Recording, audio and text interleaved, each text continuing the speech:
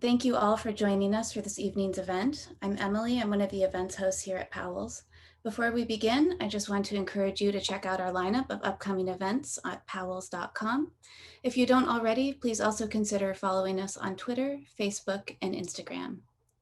Tonight, we are so excited to welcome Naomi Klein, Miko Vergun, and Isaac Vergun.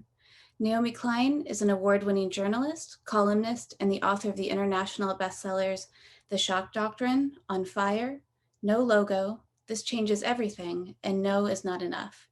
As senior correspondent for The Intercept and Puffin Fellow at the Type Media Center, she is the inaugural Gloria Steinem Endowed Chair in Media, Culture, and Feminist Studies at Rutgers University. She is a co-founder of the climate justice organization, The Leap. Her new book, How to Change Everything, is her first book for young readers and is an empowering, engaging guide to understanding and battling climate change. A movement is already underway to combat not only the environmental effects of climate change, but also to fight for climate justice and make a fair and livable future possible for everyone. And young people are not just part of that movement, they are leading the way. They're showing us that this moment of danger is also a moment of great opportunity, an opportunity to change everything. Full of empowering stories of young leaders all over the world, Klein's new book offers young readers a comprehensive look at the state of climate today and how we got here, while also providing the tools they need to join this fight to protect and reshape the planet they will inherit. Joining Klein in conversation this evening are Miko Vergun and Isaac Vergun. Miko is a 19-year-old federal plaintiff in the case Juliana et al. Versus US, and climate activist who draws on her Marshallese heritage to focus attention on the plight of the Marshall Islands and all of the world. Miko has been part of the Oregon Youth Legislative Initiative to influence policy, trained as a climate reality leader, attended the Planet for the Planet Summit in Germany, and was elected to the Global Youth Board. She co-founded Youth Acting for Our Earth, leading to many trainings across 3 states. Isaac is an 18-year-old sprinter, cross-country runner, climate activist, and federal plaintiff in the case Juliana et al. Versus US. At 11 years old, Isaac got the attention of Bill McKibben by stepping onto the stage to ask about starting a divestment campaign for his hometown of Beaverton, Oregon. Isaac trained to become a climate reality leader and was elected as president of the Planet for the Planet Global Board. He was a leader of Westview's Black Student Union and co-founded Youth Acting for Our Earth. So this event will also include an audience Q&A. Please use the Q&A button at the bottom of your screen if you'd like to ask a question. As well, if someone has typed a question that you'd also like to know the answer to, please upvote that question by clicking the thumbs up button. And perhaps most importantly, please consider supporting Naomi and Powell's by purchasing a copy of her new book from us. A link to buy How to Change Everything will be shared in the chat a couple of times this evening. Naomi, Miko, Isaac, it's such a pleasure to welcome you. Thank you all for joining us. And I think we've just got a quick clip here to start things off. So I'm going to share my screen.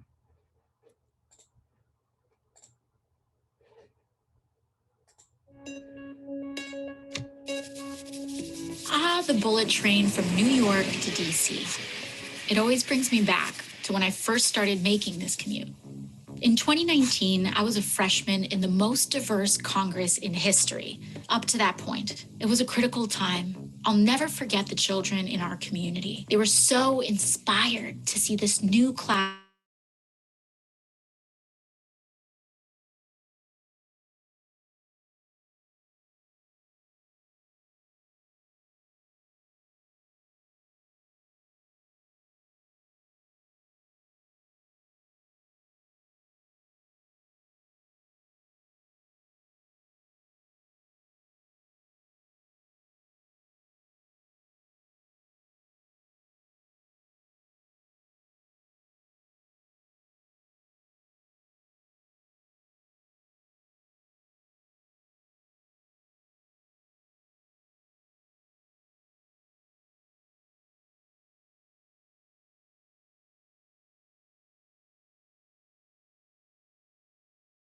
kind of swing for the fence ambition we needed. Finally, we were entertaining solutions on the scale of the crises we faced without leaving anyone behind. That group of kids from my neighborhood were right in the middle of it all, especially this one girl, Ileana. Her first job out of college was with AmeriCorps Climate, restoring wetlands and bayous in coastal Louisiana.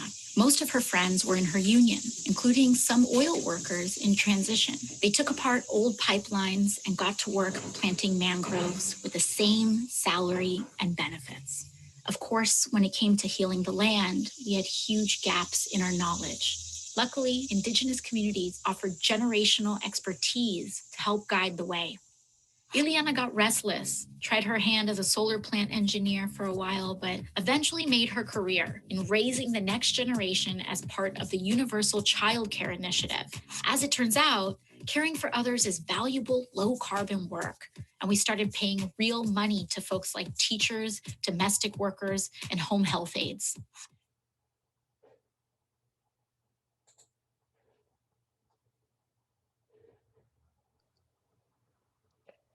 Okay, hi everyone. I just put the link in the chat if people want to watch the whole film. And yeah, we know we lost audio in the middle, but I am so happy to be here anyway. Thanks for hanging in with us. Can people hear me? Am I coming through? Yes,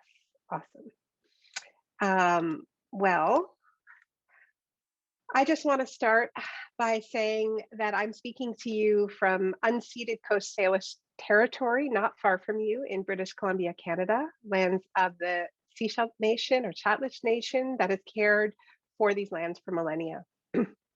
It's a part of the world that informs and inspires everything that I do. So while I'm very sad not to be able to be participating in an incredible Powell's in-person event, which I've done for every other book I've ever published, I am at least happy to be able to speak to you from the place where I feel most rooted and sustained. So thank you, Powell's Books, particularly Jeremy and Emily for hosting us, and Miko and Isaac for joining me tonight. A special thanks to their mom, Pamela Vergun, for helping to make this evening possible and for having such fantastic kids. This is my second event for How to Change Everything. So it's a brand new baby. And I want to thank a couple more people, if that's okay. First of all, my absolutely amazing collaborator, Rebecca Steffoff, a Portland resident who I wrote this book with. Rebecca has a lot more experience writing for young readers than I do. She has adapted works by Howard Zinn, People's History of the United States, Charles Darwin. So, you know, I was in very good company. I was really lucky to have her as a partner in shaping this book and finding the right balance to create a text that was both challenging and accessible. We didn't dumb down the material, but we pared it down and we simplified it. Anthony Arnove is the one who brought us together, Rebecca and I, and he has been a driving force for this project. And my longtime collaborator, Jackie Joyner, makes everything that we do possible. We also have amazing publishers at Simon & Schuster who believed with us that young people are ready for a book like this, a book that is about climate change, but also about capitalism, colonialism, COVID, racial justice, and so much more. So, changing everything, as the book title suggests, is not actually hyperbole. The title refers to the fact that scientists tell us that there is still time to prevent some of the most catastrophic impacts of climate disruption, but doing so requires deep transformations to how we organize our economies, our democracies, and most importantly, how we treat each other. The overarching message of this book is that we should not fear the changes that the climate crisis demands of us, because the current order isn't serving most people on this planet or in this country anyway. We are already losing so much of the beauty of the natural world. Systemic racism and economic inequalities are already leaving far too many people behind. And since so much needs fixing, why not seize the imperatives of the climate crisis to fix a whole bunch of other crises at the same time? We can create lots of jobs that young people and their parents can benefit from. We can plant trees and rehabilitate landscapes and habitats that have been degraded for animals that young people care about. We can heal deep inequalities and injustices in our communities by embracing a reparative approach to justice for our nation's original sins, slavery and Indigenous land theft. This is, as you heard, my first YA book. And the reason I wanted to write it is simple. The climate movement is getting younger and younger. A few years ago, it was university age students, and university students are still hugely engaged. But now it is also middle and high school students. That's where the movement's energy is coming from. It's where its moral center is. And it's not just Greta Thunberg, though it is most certainly her. It's the millions of climate strikers beside her. It's the young people who have joined Black Lives Matter protests and are looking for ways to connect different issues that they care about. It's all the young people pushing their parents to act like the world is on fire on multiple fronts. Young people like our speakers tonight. So this book is for that amazing generation. In it, we hope to do a few things at once: to arm young readers with the basic scientific facts of the climate crisis, to give a clear picture of the intersection of the climate crisis and an economic system built on the infinite extraction of nature, and to paint a vivid picture of the connections between a degraded environment and the systems of thought that discount Black and Brown lives. Because this generation wants to connect the dots. Kids don't want to have to choose between caring about racism and caring about the environment, or between caring about animals and caring about people. They care about all of it, and the separations are artificial anyway. Most importantly, our goal with this book was to arm young readers with hope, to show that the many ways that young people are already leading the climate movement and have already altered the scope of the debate we're having about how to address this crisis. But don't take it from me. We are joined today by two amazing young organizers and fierce warriors for climate justice, Miko and Isaac Vergun. Thank you so much for being here. You heard their amazing bios, but what I would like to do to start is ask both of you to introduce yourselves in your own words. Just talk a little bit about what brought you to the climate justice struggle. Miko, do you want to start? Sure. Also, thank you for having me, Naomi and Powell Books. I sort of got into climate activism because I am from the Marshall Islands, and it's said to be one of the first to go underwater in the Pacific Islands as a nation.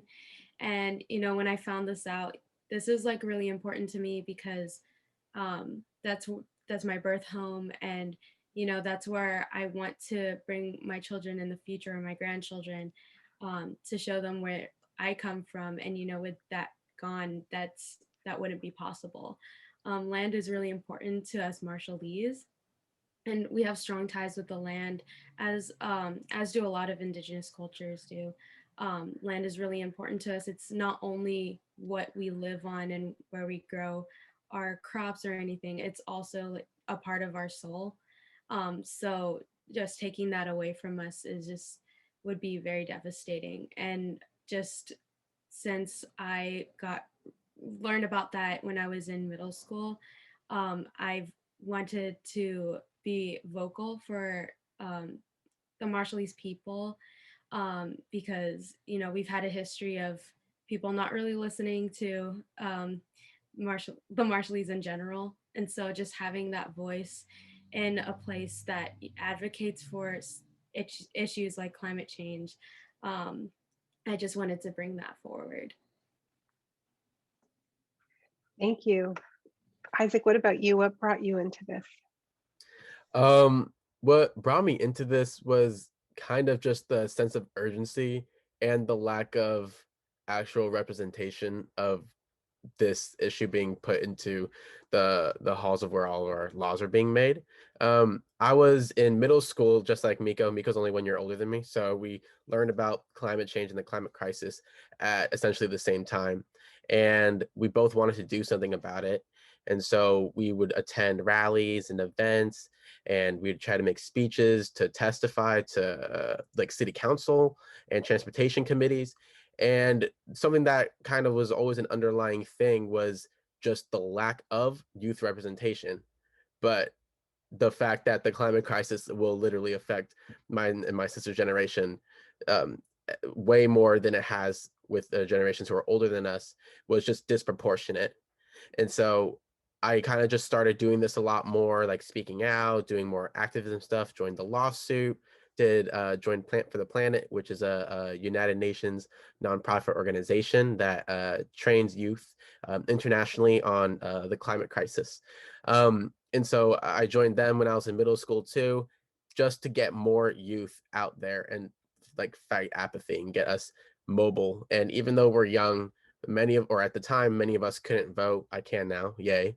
But I knew that we had an impact and we needed to make an impact and we needed to tell the adults that we're going to be the ones who are making the decisions. We're going to be the ones calling the shots. So we'd like to have a say in how the future pans out too.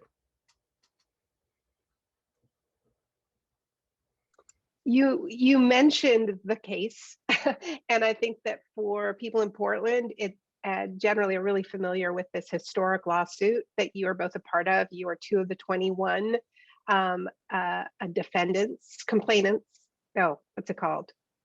Plaintiffs. Plaintiffs. They're both correct. Yes.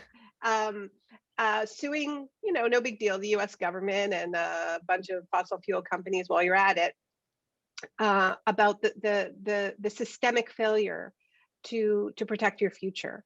As I said, we write about it in the book. It's such an important case. Let's assume that there are people who are on this call who don't know about Juliana et al. Versus the United States.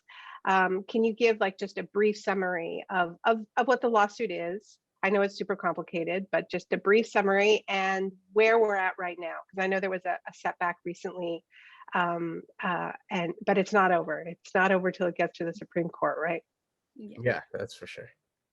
So Our Children's Trust is the organization that sort of organized this lawsuit to come about in the year of 2015 or 2014. And it's Oregon-based, so we have it at the Eugene courthouse, or we filed it at the Eugene courthouse. But basically in 2014, around that time, I was like 15, Isaac was 14 or something.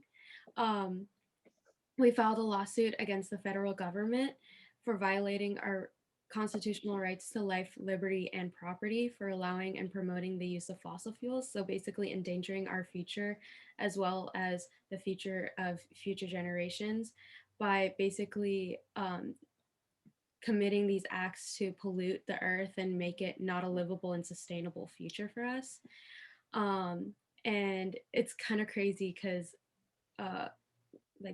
we started this, or at least I started this when I was a freshman in high school, and now I'm like a sophomore in college. So we're starting to grow up, and this is becoming more of an issue because as time goes on, the urgency is much more it's more concerning. And so within that time, it originally started with the Obama administration towards the end of his term, and then switched over to the Trump administration. And of course, Trump is out of office now, but we've sort of been through there. And within that time, we've gone to the Supreme Court twice, the Ninth Circuit Court of Appeals twice. 650 oil and gas companies joined as defendants and then left within the first year, I think. Isaac, if you want to add something. And basically, yeah, so it's been a long journey. The last thing that we did before COVID hit was basically we went to court again to present our arguments in front of the Ninth Circuit Court of Appeals in Portland in 2020, I think, 2019, in 2019. And it basically got dismissed from the court. And ever since then, we've been trying to get it appealed. We filed an en banc petition to the court, which basically says that we want it, instead of just a panel of judges or just one judge, we want it to the court we want to present our arguments in front of all judges, in front of a court and all the judges. And basically, the status of the case right now is the Ninth Circuit Court ruled against the plaintiffs again. And that's basically what I can say right now, unless Isaac wants to add more onto that. No, yeah. we've petitioned to and sent letters to the Department of Justice, appellate lawyers, really recently, and we've also filed letters with the Ninth Circuit Court to hear another review from them. But other than that, we're kind of in a little bit of a limbo state right now with the lawsuit. During COVID, it was really, really long because right when I guess we had the hearing for the Ninth Circuit, like Miko said, on June 4th of 2019. And we didn't hear back for multiple months, and then COVID hit, and so that just even made the process of hearing back doubled what it was before. And so we're kind of in a limbo state right now. We are not sure when we'll hear back, but we're always hopeful, and the fight's not over until it's over, like you said before. Yeah, and even one thing I would just underline for folks is that I think that the success of this trial is not linear. It's not simply like, do you get a verdict that goes in your direction? There are victories all along the way, including in what you've been able to unearth in the discovery process. I was reading through Gus Speth's testimony, his expert testimony, where he pulled together this incredible documentation about, you're talking about three different administrations, but he goes back to, he was in the Carter administration, and he just systematically goes through even before Carter, and talks about what every US government knew about the climate crisis and failed to act.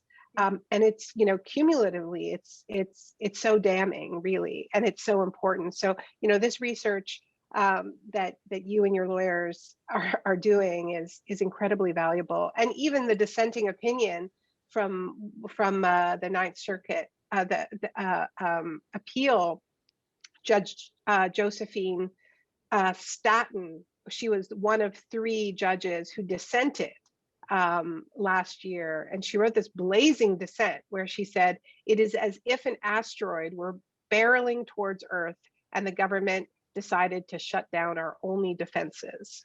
Mm-hmm. And then she clarified. She decided that wasn't forceful enough, and so she added a footnote that said it was more like, and this is a quote, "the government itself accelerating the asteroid towards the Earth before shutting down the defenses." Like, it's not like an asteroid coming at us. We're like, oh, there's an asteroid. It's like, no, we're the ones who are knowingly accelerating the asteroid. So it's such an important case. I've called it the most important case on the planet. And I do feel kind of emotional seeing you, Isaac, because you were such a kid the last time I saw you. And I've watched we sometimes call it the climate kids lawsuit, and the kids are now, no longer kids, you're young adults. And it shouldn't take this long. Justice shouldn't take this long. And you've given up a lot of your childhood to this, and I want to thank you for that, because this isn't what kids should have to do. And it's not fair that this is what you've had to do. It's a tremendous sacrifice. So I want to thank you for that, because it's huge. It's absolutely huge. And there are, you're part of this amazing movement around the world. It's global. In India right now, young climate activists who brought Fridays for the Future to India are facing arrest, imprisonment, because of their solidarity with the farmers' protests. But I've really been struck in following that case, what a beautiful kind of community young climate activists have built. Just watching like the Fridays for Future movement just stand up for Disha Ravi, right? And talk about what a good friend she is, even people who have never met, right? Can you talk a little bit about the kind of community that you're a part of? Oh yeah, like this transcends any sort of, like, it goes beyond social media, it goes beyond the protests, it goes with like the emotions that we invoke in every single young person that we try to reach out to. Like Miko and I said before, like when we started this, we were young, we were like 11, 10 years old when we first started doing our first climate work, and there was zero youth representation, like, at all. We'd be with a lot of people who are our parents' age. No harm and no shame in older activists. We need you too. But we needed some more youth because they're the ones who are going to be impacted by this, and then later on in the years would be complaining about this situation when in reality was something we could have done. So the community that has just grown exponentially, not just within like the climate movement, but just all movements like the women's rights movement, LGBTQ movements, that all youth are just taking charge and taking the lead on, and essentially just been passing the torch for the past year on the younger generations. Is just crazy, because it feels like I'm talking to more and more youth about more prevalent issues and more educated conversations, and not any of the typical teenager talk or typical teenager things to do. It's like, what we want to do on a weekend is go to a protest, not really go to the mall or go do any sort of that stuff. We want to change the world today and tomorrow. So Wow. it's just And crazy. to add on that, like, I remember me and my brother, like at 10, 11 years old, going to 350 meetings with our mom. And just like the conversation was always like, well, I'm here for my grandchildren, or I'm here for my kids and stuff like that. But we would never be asked like our opinion. So definitely before, like, this was definitely like when people say it's a youth led movement, it really is, because it took a long time for like youth to start being on the streets or like talking at city council meetings or leading marches and rallies, which is like more of a thing now.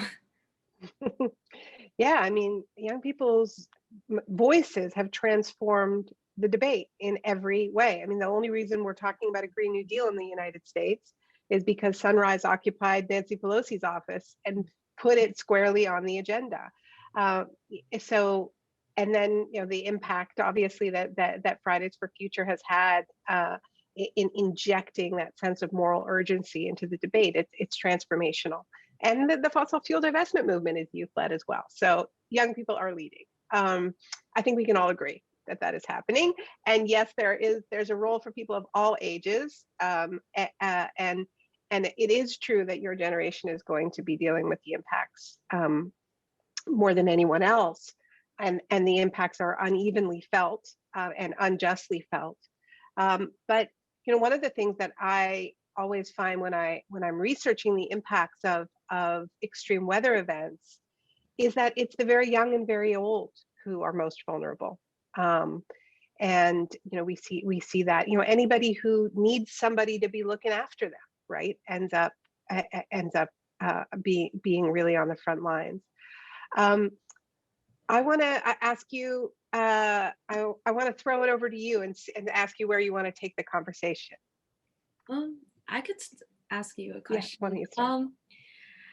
So This Changes Everything was the first book I read of yours, and I can only speak for myself, but maybe for a lot of other people, it was definitely a heavy read, though educational and eye-opening. And I just wanted to know how easy it was for you to write How to Change Everything, a book that covers a lot of the hard things that you do cover in This Changes Everything.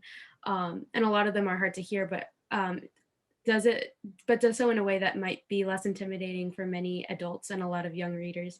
And I was just wondering how easy it was for you to transition from that This Changes Everything to How to Change Everything.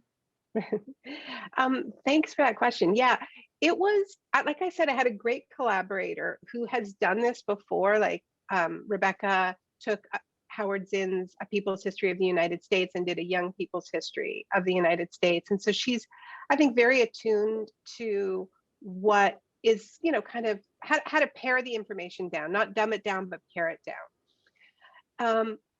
It was kind of liberating, to be honest with you, Miko, because I feel like This Changes Everything is a bit of a hefty read. And part of the read, This Changes Everything has 70 pages of endnotes. And part of the reason for that is when I was making that argument, and that book came out in 2014, it was like a really radical argument to make, that capitalism is at the heart of this crisis. And I really felt the need to prove and reprove, and here's another example, and here's more facts, and here's more figures, and let me back it up. And I think precisely because of what I was saying earlier about how much young people have changed the parameters of debate, and the fact that we are all debating a Green New Deal, which is not just a narrow climate carbon policy, but really a plan for the next economy that is about battling all of these systemic failures of capitalism and colonialism and systemic racism. I don't have to prove everything as much as I did when I was writing This Changes Everything.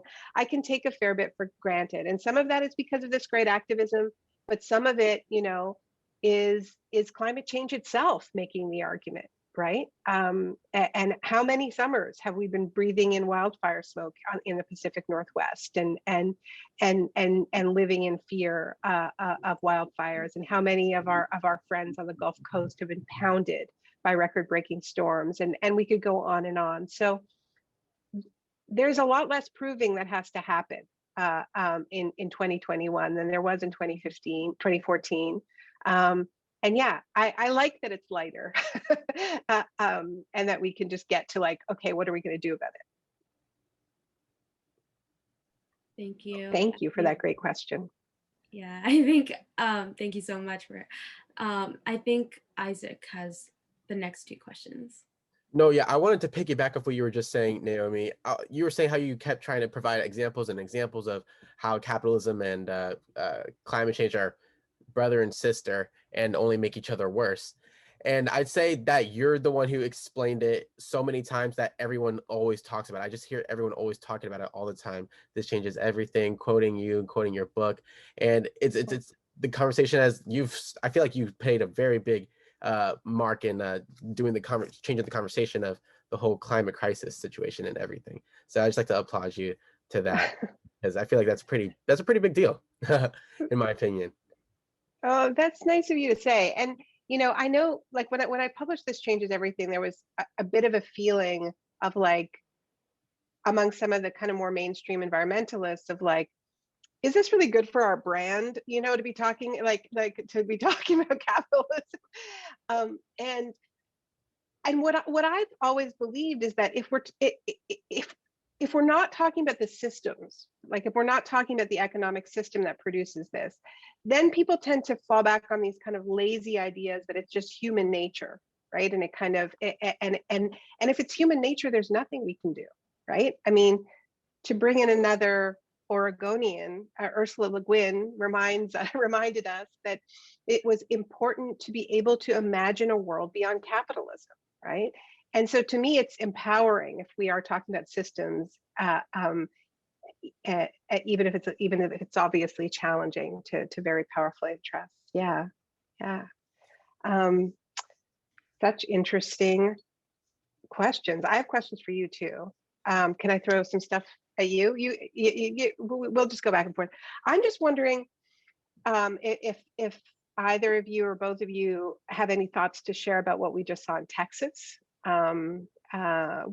with these freak winter storms and the impacts of that, but also just what we saw in terms of political responses. No, yeah, these extreme weather events, I feel like, well, we all know they're going to get way worse from where they are right now. But at the same time, we didn't expect them to come as fast as they have been. Like, I feel like if you're not a community that's been impacted by the climate crisis, not even just internationally, but even here nationally, like with the wildfires in Oregon and the droughts in California and everything, that it feels a lot more distant than it actually was. And I think it was a very rude awakening for a lot of Texans, how the climate crisis will affect them. Many Republican leaders, including the former president, would like to say that it's getting warmer, so it's just going to get hotter and nicer. We just had a winter vortex just slide through Texas like it was nothing, and freeze over lakes and cause multiple millions of dollars worth of damage, and it's only going to get worse. And so people, I feel like we're getting to a point where it's an equilibrium of people actually understanding and feeling the impacts of climate change and trying to do something about it or prevent it from happening. I think it's also important to add that the political response, like, I mean, you can see who has our best like interest in terms of like who's in political power right now, like Ted Cruz's trip to Mexico, leaving his fellow Texans to deal with, not only the blackouts, but also, I mean, this weather because his kids were cold. I mean, so many other kids were cold too, you know? So I mean, that's just telling, and who in power is not trusting. Yeah, I was struck, everyone was sort of laughing at Ted Cruz when he said that he did it to be a good dad or a good parent, like saying, oh, you're throwing your kids under the bus. But even if you were to take it at face value, that he really was trying to be a good parent by getting his kids out of a freezing home and taking them to Cancun. That's one way to try to be a good parent, but there's other ways, including the kinds of things that you're asking of adults, and politicians, which is not just like being a good parent to your individual kids, right, and getting them the comforts that you can buy with your wealth and power, but like actually safeguarding a habitable future for all kids. And yeah, I just think that there's such a contrast between those different visions, right, about what it means to be a good parent or a good ancestor or a good aunt or a good uncle, because it isn't just parents who care about the future or should. We all have a duty, right? Yeah. Right. And it wasn't so shocking, but it was also just like, if you're a parent, you should know, like as a parent, that there are other people that want to take care of their kids, maybe not in the same way, but like, Yeah. So I have a question for you, Miko, which is, one of the things I've encountered since publishing this book just a few days ago is like this sense of like, our kids, is this too much for kids? Like, don't we want to protect kids from these heavy things? And I wonder if that's something you've encountered, or both of you have encountered, as you try to bring these ideas into schools, and what's your answer to that kind of idea that we've got to protect young people? Oh, I'm like really glad you asked this question. There's so much I could say. Honestly, this is something I've dealt with a long time because, as someone that's like been in the climate movement for a long time, I have friends that were introduced to this by, watching An Inconvenient Truth at like 6 years old. And, from then on, like, we're ready to go out on the streets. But, not everyone is like that. Not every parent wants to introduce their kids at a young age to the possible idea that their world would crumble like in the next few years or the next few decades. But like, I mean, there's two sides of the argument that I feel are valid, in the sense that, like, when I went to go visit in the Marshall Islands, like there's climate curriculum there. And so they learn about what happens to them when like the water goes onto the island. And I was there visiting with this 4th grade class, and they wanted to teach me what they learned. And so the teacher was sort of leading like a call and response type thing in her class. So she was like,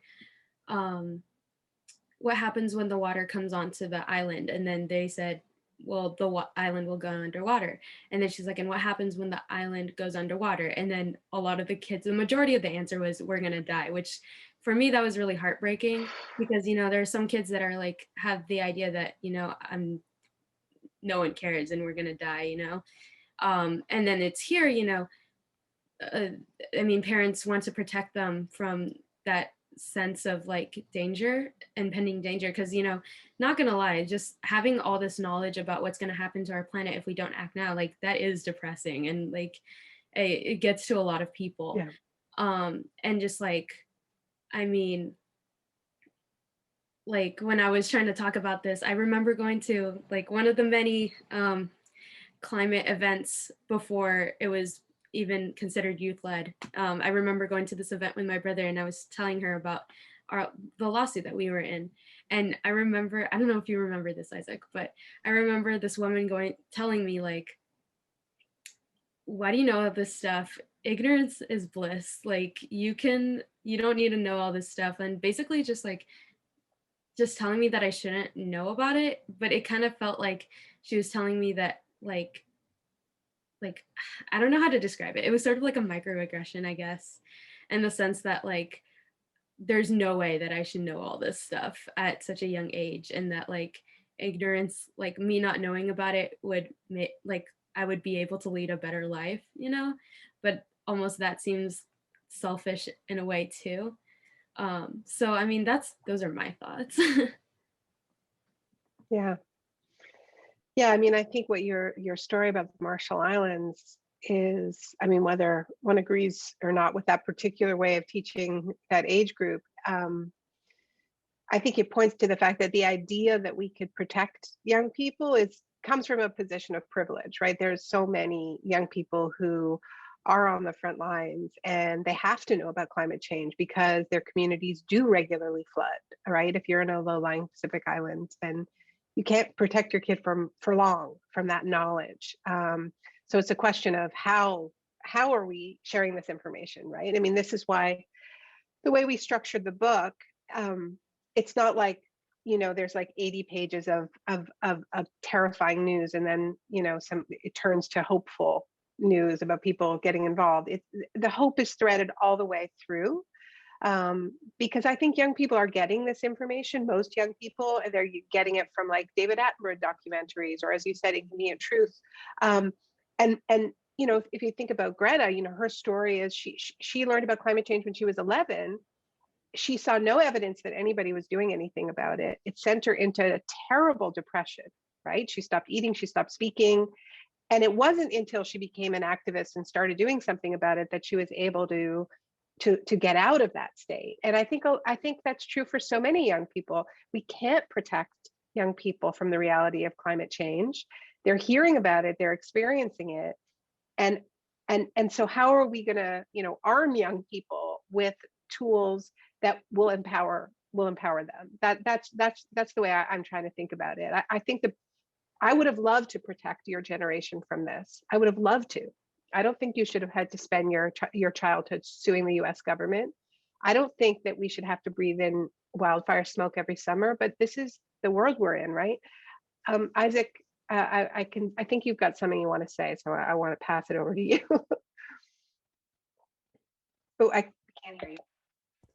Oh, okay, I was muted. I was just gonna say that I had a little bit of a question about just a little bit of the political side Yeah. of the climate crisis. So I know that you were an active surrogate for the Bernie's campaign during the 2020 election, and you were involved in trying to help his stance and his vision of political action towards the climate crisis. And I was just wondering how hopeful and to what extent are you hopeful of the Biden administration and Vice President Harris? How big of an impact will they make, or how hopeful are you of their impact? And will it be enough?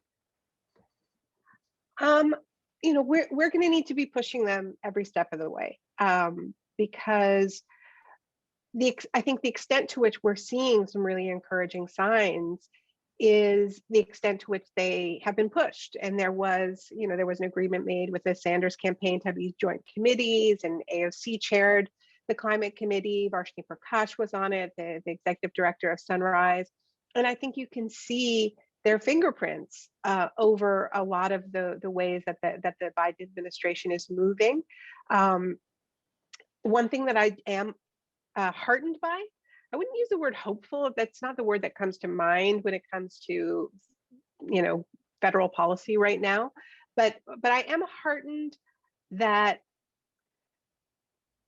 you know, my biggest concern is that I honestly thought, based on everything that we've seen in the past, that the depths of the COVID crisis, right, the public health crisis and the economic crisis that is linked to it, I thought, based on what I've seen during previous crises, that could sort of sweep climate away, right? Like that, and that's happened pretty consistently. Whenever climate has any competition with any other crisis, we're basically told we have to wait to deal with climate until we deal with the other crisis, right? It never seems as urgent. And so I am really heartened at the way Biden consistently talks about that we're at a time of four crises, that there's a crisis of racial injustice, that there's an economic crisis, there's a public health crisis, there's a climate crisis. That's a big deal. So I appreciate that. And I appreciate that they've been structuring the administration to have climate not just be like tagged on in one area, like the EPA will deal with it, the energy department will deal with it. It's that they're talking about threading it through every department. Now, what that will mean remains to be seen, right? Does that mean they're going to be renegotiating trade deals to make sure that they, don't fuel the climate crisis? I'd be very surprised from this administration. So, but I think what we've seen so far is that they can be pushed. So what we need to do is we can't be complacent. We can't just be like, oh, we got rid of Trump. They're saying all the right things. We can chill. Yeah. We need to push like hell because we finally have people who have to listen to progressives because that's who put them in office. Well said. Well said. I agree. Yeah. Okay, cool. So I think Bernie's had a big impact. This has been such a fun conversation. We haven't left a lot of time for questions. So I want to go to Rolla Lewis, who says, how can adults in Portland support youth like you? I think she's talking about you and others concerned with social and ecological justice. And I think I think we have a lot of Portland folks on the call. So why don't you give some people things they can do? Oh, yes. Well, in a sense, it's trying to support the youth. Rolla, if you have just any sort of insight or knowledge or even just appreciation that you want to express towards youth, the more the merrier, because that's just motivating us to push even harder for what we do, and also can give us new insights and perspectives on how to actually accomplish these big tasks, because we're trying to take on as much as we can. Like, I'm a full-time student at Howard, Miko's a full-time student at Oregon State, and so just anything that is any sort of support that you deem as support will help in a certain way, because that's what keeps us going. That's what keeps us motivated. Hearing other youth stories and also hearing insight and any advice that older people can give to us is 100% helpful. I would also say if you're a parent or a teacher, encouragement is also really great, because I think a lot of people that what discourages them from taking part in this movement is that they haven't heard a word of approval, or not in a sense of they're criticized, but just they want approval or they want encouragement from their from adults in their life. And so just saying hey, there's this event, do you want to go? That's really helpful.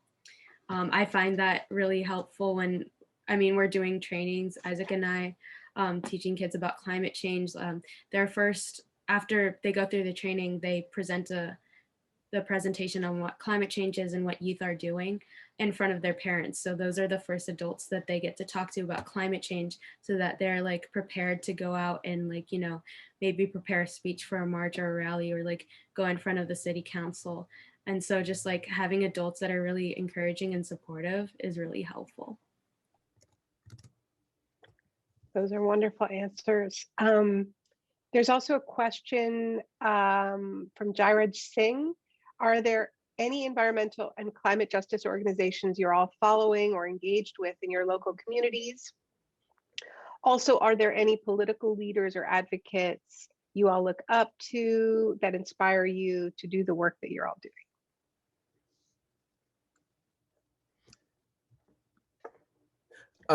So organizations that I'm following. Well, my sister, my mom, and I are doing youth acting for our Earth. Yay is the abbreviation with an exclamation point. Where we just do youth trainings wherever we can for curious young adults and adults who just want to know what they can do more to be an activist and get more active in their community. We're based here, so we've done a lot of our trainings in the Portland metro area. And post-COVID, we would like to continue doing those. And since I'm going to be based out on the East Coast, when I get time on my hands, I'll try to start doing them more over there in DC. But that's the organization that that I'm kind of focused in right now. And political leaders or advocates, former Representative John Lewis and current Senator Cory Booker are my inspirations. They're both very influential men in my life, and especially as a Black man, seeing them advocate from a multidimensional aspect, not just necessarily focusing on one issue or making their whole career about one thing. It's about everyone as a whole. So that's why those two are my inspiration. But to continue the work that I'm doing. So yeah. I guess for in addition to other climate youth-led organizations, there's always Earth Guardians, which are is a youth-led organization that focuses on climate activism through more things like art. There's also Sunrise Movement, and there's of course our Children's Trust, and they want to make more lawsuits in the future. They're trying to do state lawsuits throughout. So our lawsuit is more of a national thing, but they're trying to do state lawsuits.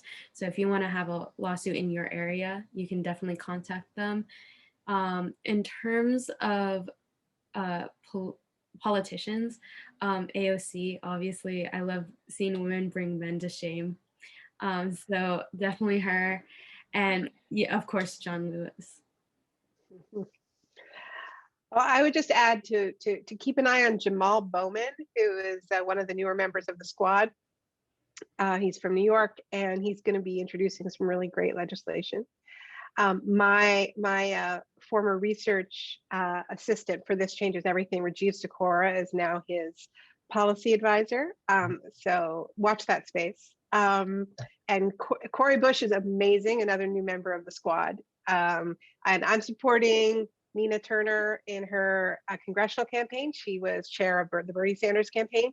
And if Martha Fudge is confirmed, then that seat opens up, and then Nina will run. And you know, having Nina Turner in Congress will be really amazing. So I encourage people to support her campaign. Yeah. So are you seeing any questions that you want to pick up? What does Texas's unregulated power grid say about unregulated capitalism? Not good things, William, not good things at all.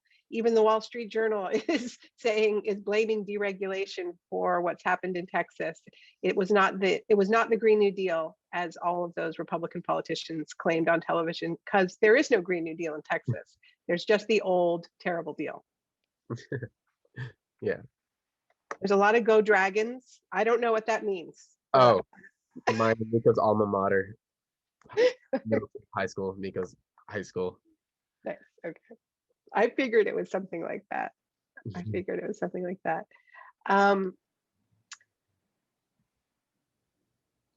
Oh, here's a question here from Krista. What are your thoughts about the interconnections between climate change and other social justice issues? Oh, yeah, go ahead. Okay. I mean, I have to say that, like, I mean, for Isaac and I, we're two people of color in this movement that have been very vocal for a long time. Race has everything to do with climate justice in every sense, like environmental racism.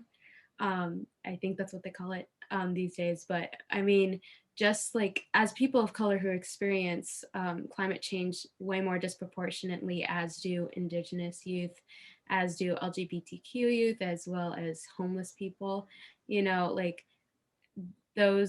all those issues compiled have everything to do with climate justice because they're disproportionately affected. It's not just youth.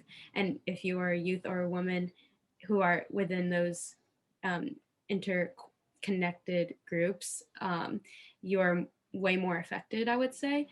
And just like, I mean, the constant, like, you don't know what you're talking about, you know, comments that we get, not just as youth, but like, I mean, as someone that's Marshallese, I mean, and constantly hearing people saying like, they don't know what they're talking about. I mean, they experience climate change in their backyards every single day. I mean, like pending tsunamis and hurricanes that are experienced quite frequently now in the Pacific, as well as other oceanic continent, like countries, like sort of close to the ocean.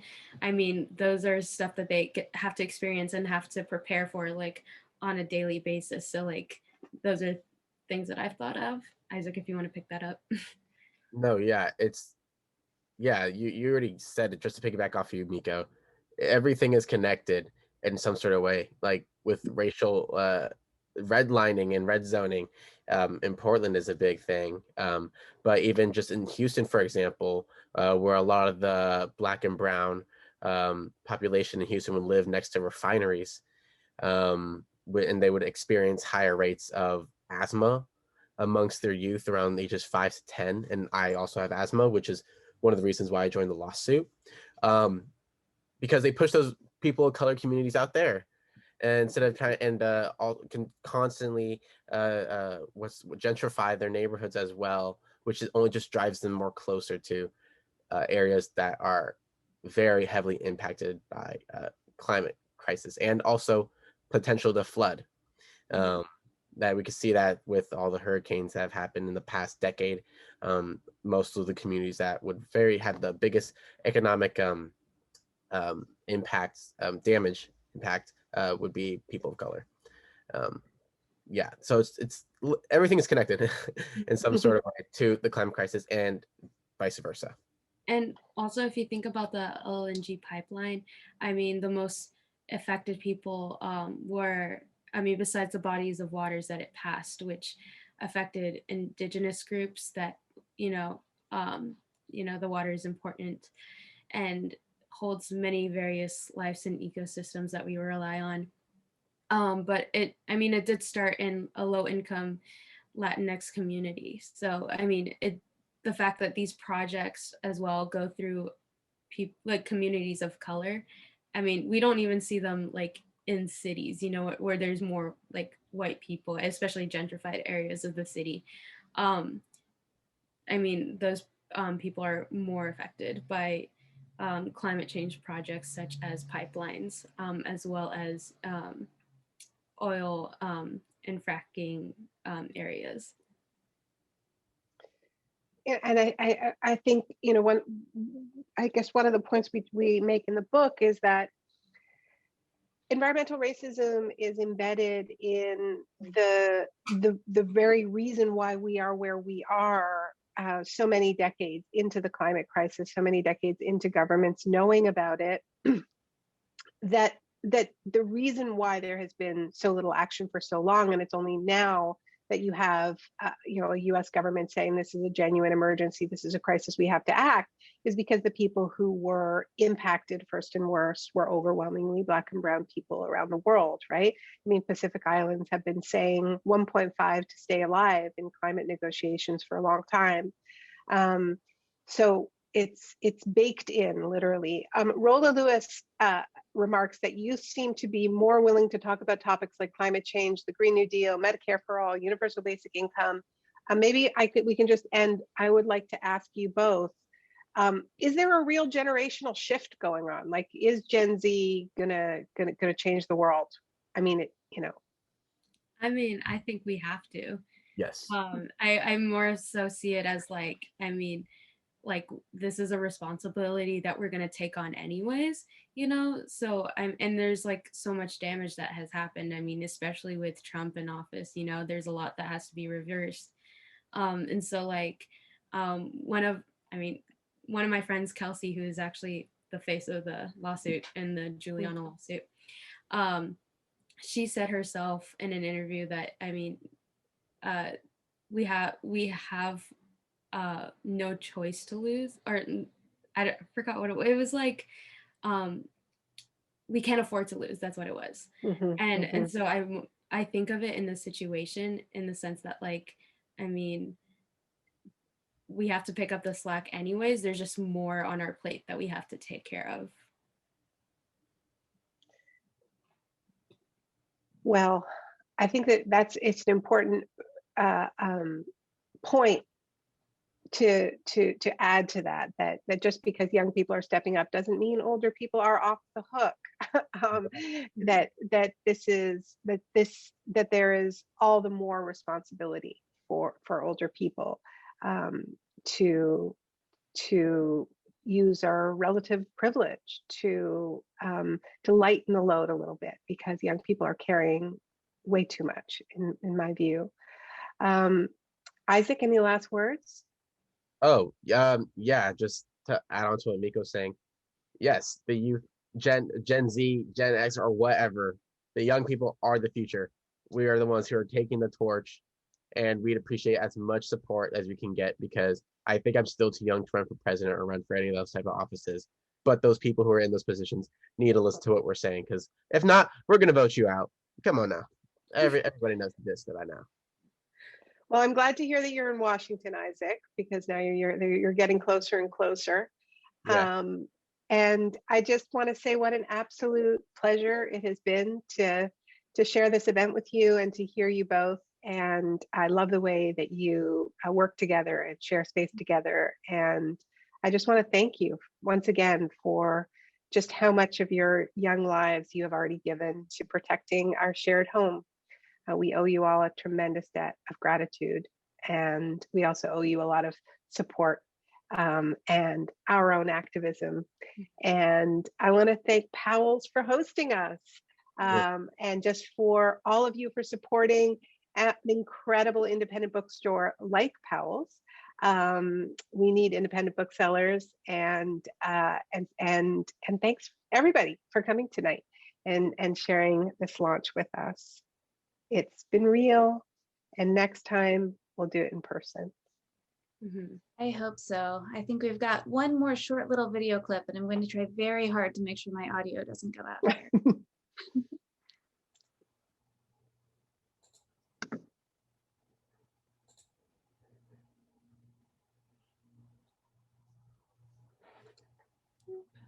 We changed how we did things. We became a society that was not only modern and wealthy, but dignified and humane too.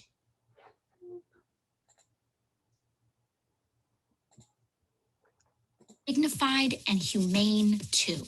By committing to universal rights like healthcare and meaningful work for all, we stop being so scared of the future. We stop being scared of each other, and we found our shared purpose. Ileana heard the call too, and in 2028, she ran for office in the first cycle of publicly funded election campaigns. And now she occupies the seat that I once held. I couldn't be more proud of her, a true child of the Green New Deal. When I think back to my first term in Congress, riding that old school Amtrak in 2019, all of this was still ahead of us. And the first big step was just closing our eyes and imagining it. We can be whatever we have the courage to see.